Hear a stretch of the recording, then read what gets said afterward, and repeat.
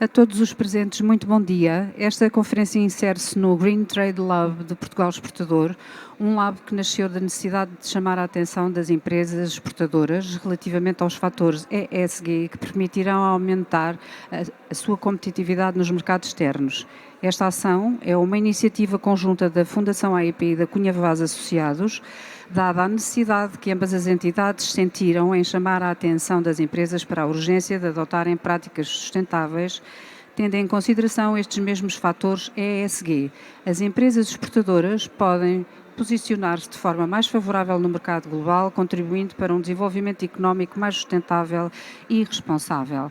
Vamos dar início aos trabalhos como abordagem do fator E, como ser uma empresa verde, tendo como moderadora a doutora Sara Carvalho, coordenadora do Gabinete Government Services and International Trade da Bureau Veritas, juntando-se ao debate a Inês Santos, responsável da sustentabilidade da 4Teams Lab, Pedro Ávila, diretor de Estudos e Inovação Operacional da REN, e Joana Oliveira, gestora da Melhoria Contínua da Artvasi.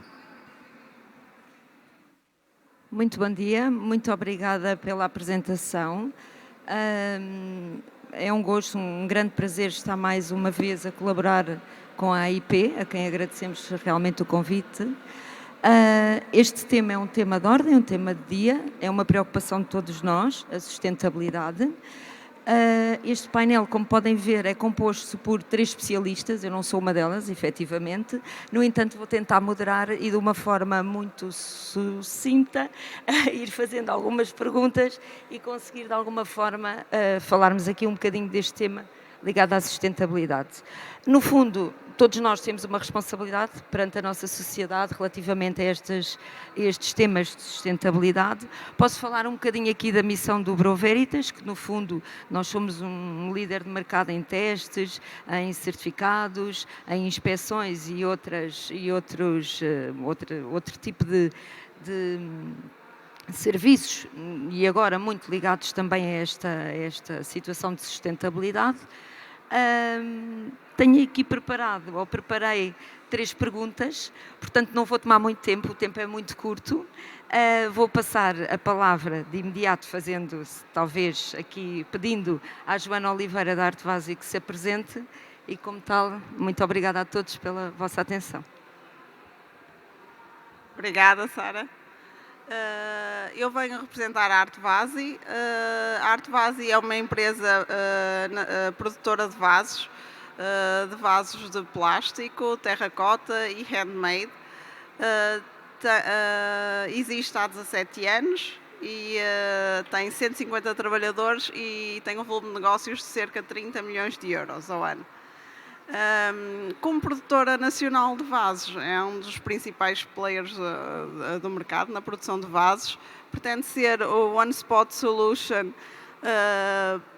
na oferta que dá aos seus clientes, que os seus principais clientes são a grande distribuição, os garden centers, e deste modo nós temos uma oferta de vasos feitos a partir de material de plástico reciclado, vasos handmade, feitos pelos artesãos mesmo, pelos oleiros de Barcelos, e também vasos de terracota feitos a partir de um material natural. E é isto. Muito obrigada, Joana. A primeira pergunta que preparei é exatamente quais são os principais desafios que, neste caso, a Artvasi, a sua empresa, enfrenta ou está a enfrentar na ótica verde, digamos assim. Então, como PME, neste momento a Artvasi exporta 90% da sua produção para mais de 50 países espalhados por 5 continentes. E isso representa, desde logo, um grande desafio no nosso negócio, porque nós estamos expostos às exigências dos mercados internacionais, dos mais variados mercados, desde os Estados Unidos ao Canadá, aos países do norte da Europa, que estão já um passo à frente neste caminho da sustentabilidade, e que realmente impõe aqui requisitos muito relevantes e muito exigentes ao nível da sustentabilidade. E só dar resposta a esta diversidade de requisitos, desde auditorias de responsabilidade social e ambiental, desde o reporte de indicadores da ESG, etc., certificações ao nível da sustentabilidade do produto, realmente é muito difícil aqui conseguir responder aos vários requisitos dos mercados. Outro desafio também passa pela legislação que tem saído ao nível europeu, que logo à partida sobre o imposto das embalagens, por exemplo, tem sido um grande desafio, porque foi sendo adotado de forma diferente pelos vários países da Europa e é um desafio enorme para nós neste momento conseguir perceber quais são as nossas responsabilidades enquanto produtor, poluidor, pagador, para os fluxos de resíduos que acompanham o nosso produto. Para as embalagens que nós colocamos nos mercados, nós somos responsáveis por esse fluxo de resíduos e, no fundo, estar aqui a cumprir com essas exigências em cada país tem sido um desafio. E temos trabalhado muito nesse sentido, em tornar o nosso embalamento cada vez mais sustentável. Julgo que têm sido estes, assim, os principais desafios. Muito obrigada, Joana. Relativamente a projetos diferenciadores e sustentáveis estão a impulsionar, no fundo já nos falou um bocadinho sobre eles, mas quer dar-nos nota de algum projeto que seja diferenciador na vossa área? Como projetos diferenciadores na área de sustentabilidade têm sido muitos.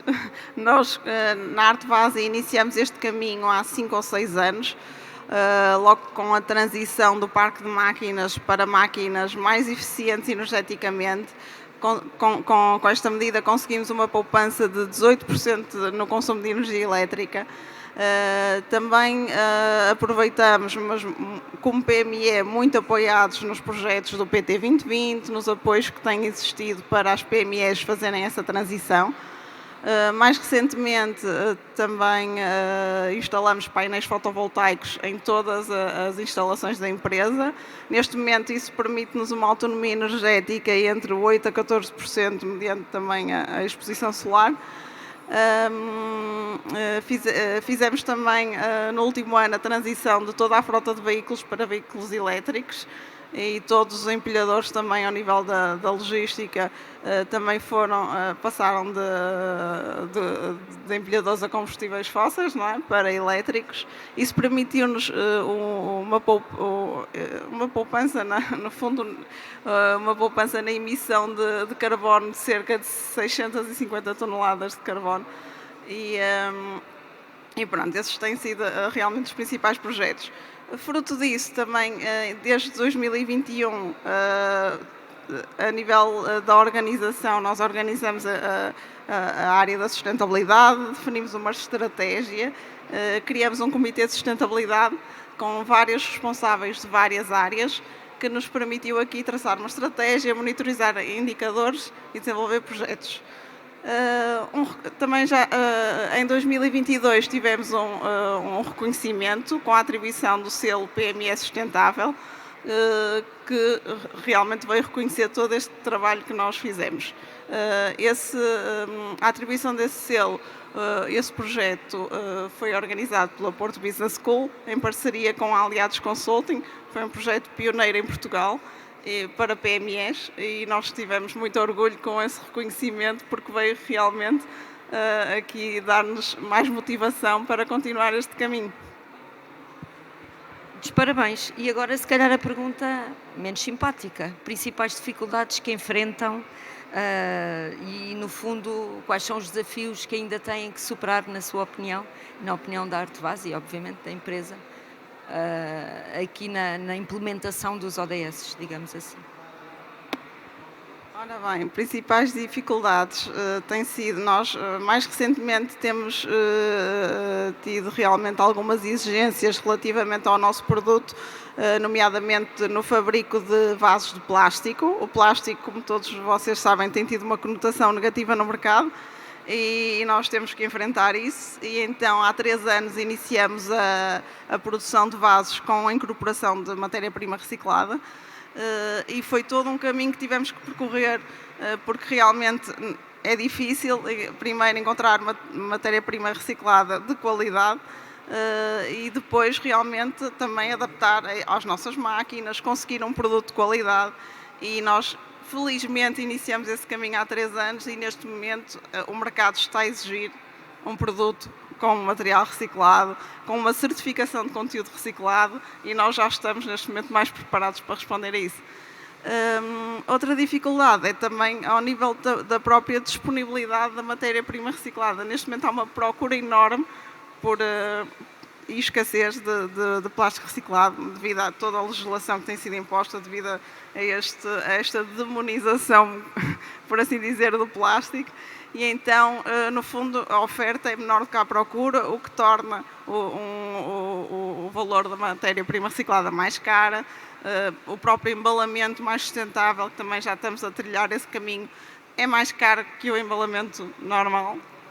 E o mercado, a dificuldade que temos enfrentado é que o mercado também tem que estar preparado para isso, tem que estar preparado para realmente pagar mais por um produto mais sustentável, porque nós ao vendermos um produto mais sustentável estamos a acrescentar realmente valor ao produto, e essa é a principal dificuldade que temos enfrentado. Muito obrigada, Joana, agradeço muito no tempo previsto. Agora vou pedir à Isabel, à Inês, desculpem, à Inês, sim, se calhar podem pegar nesse microfone, à Inês Santos, que se apresente. Bom dia a todos. Antes de mais, agradecer o convite em meu nome, em nome da Fortims Lab. É um gosto estar aqui. O meu nome é Inês, sou Head of Sustainability da Fortims. A Fortims é uma empresa que produz e comercializa merchandising desportivo e promocional exportado um pouco por toda a Europa. Trabalhamos com os grandes players do mercado, com as federações, com grandes entidades como a FIFA, como a UEFA. O nosso caminho na sustentabilidade começou durante a pandemia, com os estádios fechados, sem eventos desportivos. Tivemos que pensar estrategicamente o nosso negócio.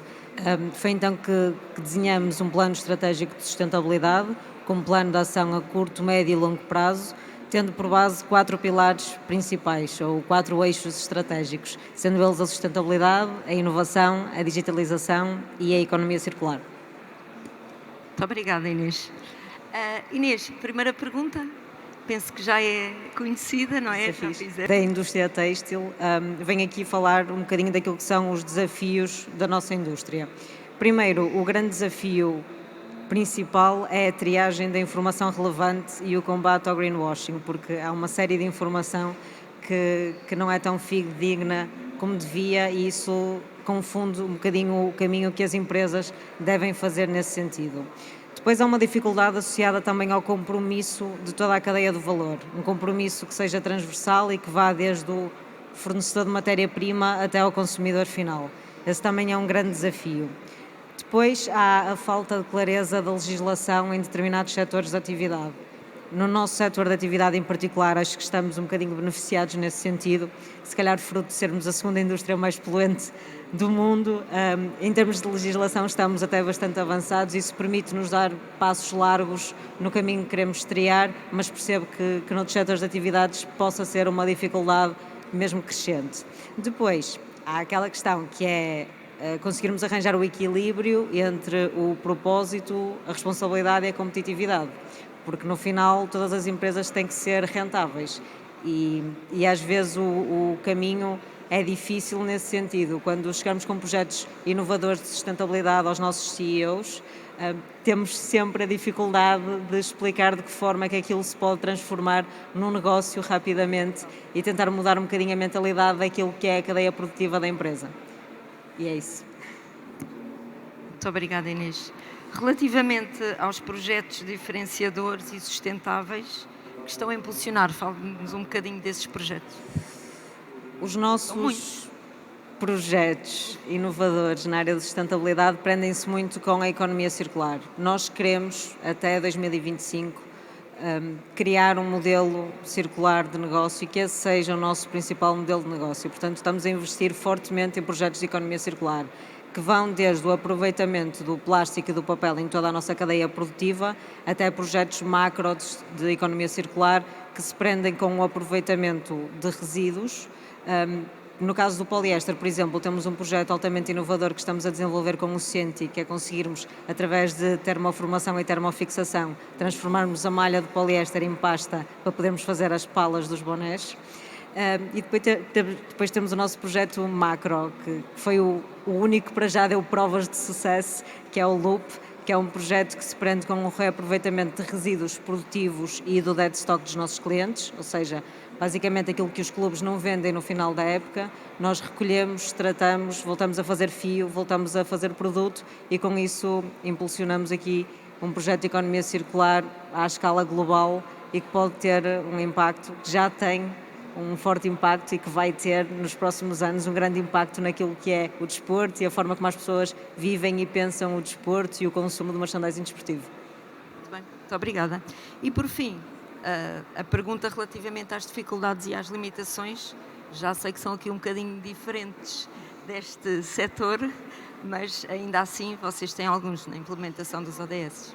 Nós temos uma dificuldade global enquanto sociedade, que é a nossa urgência em consumir. Nós precisamos urgentemente de moderar a nossa urgência em consumir, porque só quando pararmos de consumir da forma que consumimos é que vamos ter que deixar de produzir da maneira que produzimos. Isto vai em contraciclo com aquilo que é a saúde do negócio, porque o negócio vende e precisa de produzir. Portanto, é aquilo que se pressupõe e que é a opinião da Forteams e a minha opinião pessoal é que as empresas têxteis principalmente, consigam adotar modelos de produção circulares, consigam investir em recuperação e em reparação dos produtos e com isso combaterem um bocadinho o modelo linear que tem sido altamente penoso para o planeta e para a forma como não conseguirmos evoluir. Depois, acho que é muito importante também que enquanto sociedade impulsionemos aqui a educação das gerações mais jovens, acho que é muito importante nós levarmos a sério o nosso papel e de forma global reunirmos esforços para conseguirmos levar avante uma causa que é de todos. As dificuldades são transversais em todos os setores de atividade, acho que à nossa escala cada um deve fazer a sua parte. Muito obrigada, Inês. Obrigada. E agora passo a palavra ao Pedro Dávila, da REN, que se vai apresentar, por favor. Muito bem. Muito bom dia a todos. Muito obrigado pelo convite endereçado à REN para estarmos aqui a dar o nosso testemunho. O meu background é ligado às utilities, portanto tenho mais de 25 anos de experiência nestas áreas e de uma forma ou de outra já passei pela Galp, depois pela EDP e agora na REN ligado a estes temas. Sou também o vice-presidente da Associação Portuguesa de Energia e, portanto, basicamente, creio que para a primeira apresentação é isto. Muito obrigada, Pedro. Bem, além de ter mais tempo para falar do que os restantes colegas aqui de painel, sei que posso dizer assim, fomos simpáticas, queria, em primeiro, perguntar-lhe quais são os principais desafios, já conheço também a pergunta, que a REN enfrenta aqui na ótica verde, digamos assim. Muito bem. Vou tentar fazer isto do ponto de vista da REN e do ponto de vista também mais global. Eu acho que há uma primeira parte que há uma densidade do quadro regulamentar e legal bastante intensa, ou seja, aquilo que hoje em dia é exigido na análise de contexto das várias regulamentações que têm vindo a sair, exige que as várias áreas estejam perfeitamente alinhadas. Isso faz com que a intensidade nestes temas, que não foi, ou seja, o caminho que estava a ser feito era um caminho positivo, no entanto verificava-se que a velocidade não era a necessária e para além disso permitia alguns exemplos de relato menos bem intencionados, com informação que podia ser não completamente objetiva e isso fez com que, nomeadamente ao nível da União Europeia, se tomasse um conjunto de passos em densificar estes mesmos regulamentos e esta lógica legal. Depois, nas organizações, é necessário incorporarmos aqui um novo léxico cada vez mais. Eu estava a falar aqui no início, hoje em dia fala-se de ansiedade climática, isto é uma coisa nova, ou seja, quando todos saímos, recebemos um SMS sobre o tempo. Todos estes temas das alterações climáticas estão na ordem do dia, incorporam novas abordagens e, portanto, as organizações têm de se apropriar destes mesmos temas. E todo este léxico passa por temas como a economia circular, os ratings de ESG. Nós ouvimos falar muito nos ratings da República Portuguesa quando tivemos a Troika, onde começámos a perceber o que era o A+, ou o que é o BB-, e toda esta informação hoje em dia tem exatamente a mesma função nas empresas, ligando o mundo financeiro ao mundo empresarial do ponto de vista dos ratings. É fundamental que as empresas relatem nos seus relatórios e que submetam ao escrutínio público determinados ratings e determinados questionários, como o CDP ou o Standard & Poor's, dependendo da dimensão da própria organização, e esses ratings depois traduzem-se muitas vezes naquilo que é um greenium, ou seja, naquilo que o mercado financeiro está disposto a fazer como baixa do prémio de risco, ou seja, há aqui uma vantagem competitiva. Temas como o capital natural, numa organização como a REN, que tem mais de 30 mil hectares de faixas de servidão em contexto florestal, é fundamental ter uma integração e garantir uma certa awareness das comunidades para que a transição que tem de ser feita exija infraestruturas. Não há transição sem infraestruturas e, portanto, temos de garantir que conseguimos comunicar adequadamente junto com as comunidades, saber ter os nossos impactos, e isso exige o cálculo do capital natural para além daqueles cálculos económico-financeiros que sempre se fizeram. Temas da taxonomia, science-based target, ou seja, claramente hoje em dia aquilo que é exigido a uma organização, com certeza que as maiores numa versão mais evoluída, mais densificada e mais sofisticada, mas a todas as organizações temos de ter todos estes temas, o cálculo da pegada carbónica. Depois, outro aspecto essencial, e eu venho muito das áreas de gestão de ativos, das áreas técnicas, das engenharias, da construção, a sustentabilidade tem de rasgar a organização. Se a sustentabilidade não rasgar a organização, é mais um silo que nós criamos. É mais uma informação que nós vamos buscar a áreas que estão desconexas para fazer um relato. E isto não cria uma apropriação, não cria um sentimento de urgência, e que quando se faz um projeto, quando se faz uma proposta comercial, a organização não tem esta vertente da sustentabilidade de uma forma transversal porque se criou um silo. É fundamental que ou a sustentabilidade seja um pilar estratégico ou a sustentabilidade seja o pilar estratégico da própria organização. Um outro aspecto é ter um alinhamento muito claro ao nível das compras. Se nós queremos induzir comportamentos na cadeia de fornecimento, nós temos 34% das nossas emissões na cadeia de fornecimento. E nós temos o compromisso de neutralidade carbónica em 2040. Ao ter esta neutralidade carbónica em 2040, vamos ter de reduzir as nossas emissões em 90%, seja no âmbito 1, no âmbito 2 e no âmbito 3. E a cadeia de fornecimento tem de ter esta visão de médio e longo prazo. E nós fazemos isto de uma forma pedagógica. Temos feito reuniões com todos os principais fornecedores, por categoria de compra, explicando quais são os nossos objetivos de médio e longo prazo. E se vocês repararem nos relatórios e contas, não há outros objetivos de médio e longo prazo que não a sustentabilidade. Vocês não conhecem o resultado líquido de uma organização em 2030. Mas, se olharem, percebem quando é que ela vai ser neutra em carbono ou qual vai ser a redução da pegada. Quer dizer que as comissões executivas, os conselhos de administração sentiram a necessidade de fazer este relato, até para ter as vantagens competitivas e o alinhamento da organização, seja do ponto de vista dos investidores, seja do ponto de vista da organização, de ter esta comunicação. E hoje em dia são os únicos objetivos de médio e longo prazo que uma organização tem publicado. Isto é absolutamente fundamental. E as compras têm de garantir este alinhamento. Ou seja, nós temos de fazer em parceria com os nossos fornecedores.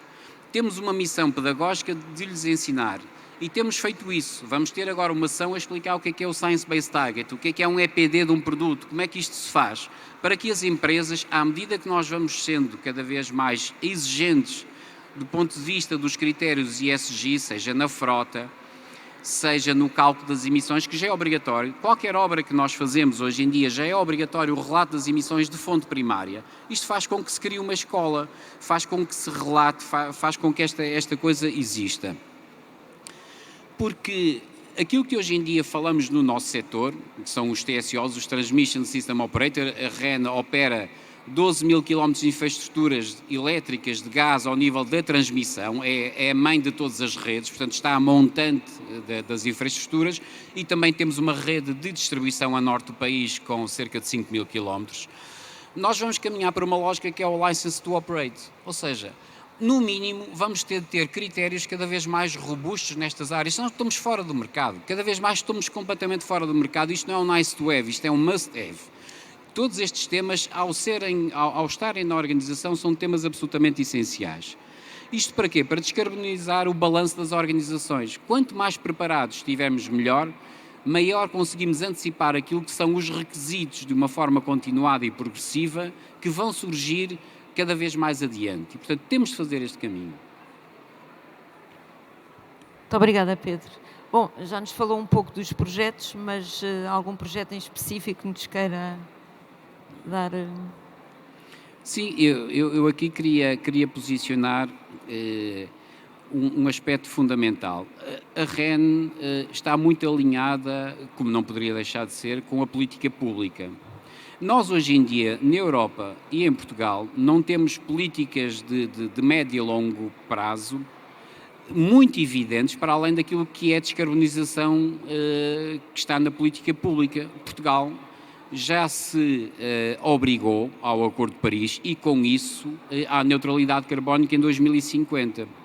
Isto não significa que o país não vá continuar a emitir. O que significa é que existe um balanço entre as emissões que serão evitadas ao máximo e os sumidores, que pode ser pelas florestas ou outros, criando mercados voluntários de carbono, e se consiga a neutralidade carbónica do país. Na COP27, onde eu estive em Sharm el-Sheikh o ano passado, o país comunicou a antecipação de 5 anos, ou seja, o país comprometeu-se com a neutralidade carbónica em 2045. Então temos um primeiro grande meta, que foi o roteiro da neutralidade carbónica, e temos planos decenais. Quais são os planos decenais? São o Plano Nacional de Energia e Clima, que é revisto, que agora está em revisão. Isso vai obrigar a uma descarbonização profunda do sistema elétrico e uma descarbonização do sistema de gás. E, portanto, nós, como estamos a montante, estamos a fazer todo este trabalho a montante para a economia ajusante tirar partido desta mesma capacidade de descarbonização. Só aqui há alguns números que julgo serem bastante relevantes. Em 2021, 60% da energia que circulou do país, elétrica, foi produzida a partir de fontes de energia renovável. Mas temos um grande peso da hídrica. Por exemplo, em 2022, que foi um ano mais seco, tivemos 49%. Em 2026, o objetivo são de 80%. Ou seja, daqui a 3 anos e pouco, o objetivo do país é ter 80% a partir de fontes renováveis. Isto exige um plano de investimentos, um alinhamento de médio e longo prazo das comunidades, uma literacia para que se consiga passar esta informação, senão não é possível fazer todas estas infraestruturas. Nós, no sistema elétrico, temos 10 mil quilómetros de rede e até 2030 vamos construir mais 2 mil. Vamos incrementar a base de ativos mais 20%. Em 2030... teremos mais de 85% da nossa eletricidade será verde, ou seja, estaremos claramente na dianteira ao nível da Europa e do mundo com esta capacidade.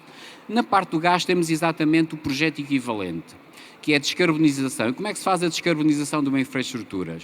Primeiro, introduzindo um vetor energético que está na ordem do dia, que é o hidrogénio, enquanto off-taker, ou seja, as refinarias vão produzir, as indústrias químicas, as cimenteiras, e nós conseguimos introduzir esse mesmo hidrogénio nas infraestruturas de gás, preparando-as. Aliás, é uma obrigação, neste momento que decorre da lei, a preparação das infraestruturas para o hidrogénio, e a Estratégia Nacional de Hidrogénio prevê até 2030 cerca de 10% nas infraestruturas.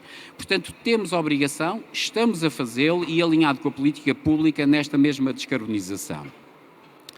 Mas olhando para dentro de casa, o que é que nós estamos a fazer mais do que esta descarbonização destes sistemas energéticos?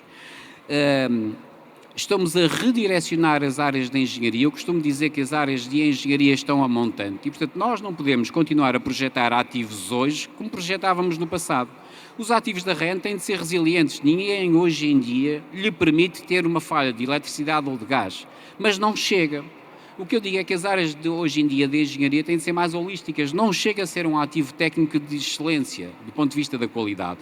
Ele tem de ser tecnicamente sustentável. Portanto, a forma como nós desenhamos, como nós colocamos as infraestruturas no território, tem de ter este tema da pegada carbónica, tem de ter este tema do capital natural, tem de ter todos os outros temas para que este ativo seja também verde na gênese e não exista uma descarbonização a posteriori dos mesmos ativos. Este é um aspecto fundamental. Depois, a tal mobilização da cadeia de fornecimento. Nós hoje em dia medimos por quilómetro de rede construído numa rede muito alta tensão, sabemos qual é a pegada carbónica. Quando fazemos a limpeza da gestão das faixas de servidão e essa gestão da manutenção, sabemos qual é a pegada carbónica. Estamos em parceria com as universidades, estamos a desenvolver teses no sentido de conseguir quantificar. Se não se quantificar, não se consegue medir. E isto é difícil, com certeza, é uma nova linguagem, mas temos de fazer. Temos de conseguir medir a nossa pegada de fonte primária, em parceria com os próprios fornecedores. Isto vai permitir, por outro lado, depois também estamos a fazer descarbonização, estamos nos fotovoltaicos e a descarbonizar os nossos ativos, e por falar em indústria têxtil, nós fizemos toda a recolha do nosso vestuário técnico, reciclámos, gerámos fio e demos um saco no Natal. Isto dá um awareness, dá um sentido de propriedade à própria existência, ou seja, todas as pessoas perceberam que aquele vestuário técnico que utilizaram durante 3 anos deu origem a um novo material. Isto foi feito com uma spin-off da Universidade do Minho, em lógica local e desafio local, e fizemos esta mesma integração. Nós temos de transformar estes projetos de uma forma que as pessoas o sintam. Ninguém hoje em dia consegue. Eu acho que uma das principais dificuldades, apesar de ser tangível, o que é uma tonelada de CO2? Nós não sabemos. Se vos perguntar a vocês quanto é que vocês poluem num carro a diesel normal de um Porto de Lisboa, provavelmente poucos saberão fazer contas. E, portanto, por um lado, há uma materialidade de uma tonelada de CO2 equivalente, mas pouco temos tradução diária. E essa tradução diária vai ser feita quando, como eu falei na primeira parte, quando tivermos cada vez mais uma exigência, quando compramos um par de sapatilhas ou uma t-shirt e demos ao consumidor informação de qualidade para ele tomar uma decisão informada, aí sim estamos a pôr o consumidor com informação de qualidade para ele decidir. E ele sabe que aquilo são 2.500 litros de água, ele sabe que a pegada carbónica desta é distinta daquela, porque esta é local, esta não é local. E enquanto nós não fizermos isto, como aconteceu, por exemplo, hoje em dia ao nível dos edifícios, com a etiquetagem energética, ao nível dos veículos, ao nível dos equipamentos, se não fizermos isto para um conjunto de outros produtos que são no nosso dia-a-dia, nós não vamos conseguir ter informação de qualidade para decidir. E este é um aspecto absolutamente fundamental. Por último, só mais 2 mensagens. Nós estaremos perfeitamente alinhados do ponto de vista holístico do negócio entre o Conselho de Administração, a direção e as equipas, quando por cada plano de negócios, para além do EBITDA, do resultado líquido, tivemos uma pegada carbónica. E aí sim, nós conseguimos dizer que este plano de negócios tem esta pegada carbónica, este tem este tem este, e será que estes negócios estão alinhados com aquilo que foram os compromissos públicos? Que se recordem, são os únicos de médio e longo prazo. Será que aquilo que nós estamos a fazer na aquisição de novas empresas, no desenvolvimento de novos negócios, estão alinhados? Enquanto este alinhamento não for feito, dificilmente conseguiremos. Ou seja, nós temos de fazer aquilo que eu costumo designar uma descarbonização daquilo que é o balanço carbónico das organizações. Muito bem, Pedro. Muito obrigada. E agora, por último, gostaria que nos dissesse, que nos falasse nas principais dificuldades que também a REN enfrenta aqui na implementação das questões de sustentabilidade, nomeadamente nos ODS. Muito bem. Nós focamos tipicamente em 4 ODS. E aqui é uma questão de materialidade, ou de dupla materialidade, como quisermos considerar hoje em dia, de dupla materialidade. são 17, mas não vale a pena entendermos que estamos a tocar todos, com certeza. Eu acho que tem de haver aqui foco. Eu costumo dizer que a gestão tem de ser estrábica, no sentido de ser ampla e depois focada. Ou seja, ter uma visão do conjunto, mas depois focar onde entramos. Quais são os ODS, de facto, que impactamos com a nossa indústria, com o nosso negócio? Primeiro, em termos de grandes dificuldades ou desafios, acho que temos de ter uma política pública consistente, e temos tido. Não se faz uma descarbonização em meio ano ou um ano. São ativos de médio e longo prazo, e esta descarbonização exige a construção de novas infraestruturas, existe uma aceitação social para a construção das infraestruturas, existem tempos de licenciamento que são adequados, validações, um plano de investimento da REN vai à Assembleia da República, há um escrutínio, temos uma entidade reguladora, portanto há passos que nós podemos acelerar com certeza, mas não podemos ultrapassar. Devemos acelerar porque existe a necessidade de incrementar o ritmo, mas temos de ser feito. Portanto, temos de ter esta colaboração da política pública e ela existe no continente europeu, existe em Portugal este esforço de política pública consistente. Depois, acho que tem de haver um contínuo incremento da literacia e isto muitas vezes é difícil de descodificar. Ou seja, qual é a percentagem carbónica que cada organização tem? Qual é a percentagem carbónica do nosso sistema comparado com os pares? Esta literacia para que as pessoas tenham informação é absolutamente fundamental. Que tipo de informação é que nós temos de ter para que externalidades negativas e que são opacas hoje em dia ao consumidor passem a ser tangíveis e passem a estar no centro da decisão? E depois, por outro lado, estamos a viver uma época onde a compressão temporal é absolutamente gigante. Nós hoje em dia vivemos numa lógica onde a descarbonização é de médio e longo prazo, mas as notícias são hoje, são agora, e portanto nós estamos confrontados para a gestão, muitas vezes, do momento, sendo que nós temos de ter uma visão de médio e longo prazo. E esta compatibilização temporal que nós temos de fazer, muitas vezes é um claro handicap àquilo que se passa hoje em dia. Portanto, existem desafios, acho que estamos no caminho adequados, temos um ritmo, temos planos de médio e longo prazo, faltaria aquilo que existe, faltaria que esta informação e estas políticas de médio e longo prazo chegassem a outros setores e colocar o consumidor no centro da sua decisão, dando-lhes instrumentos de gestão para que ele tome as tais decisões informadas. Muito bem, Pedro. Eu acabei as questões. Tenho que vos agradecer aos três por este fantástico fórum. Não sei se terão alguma questão, se alguém quer fazer alguma questão. Acho que acabámos até um bocadinho antes do tempo previsto. Inês? Não tem problema, ok, obrigada. Muito obrigada a todos os presentes. Obrigada mais uma vez à Fundação AIP pelo convite, é um gosto. Alguma questão, estamos disponíveis, os nossos contactos também serão fornecidos. Obrigada e um bom dia a todos. Obrigada. Muito obrigada.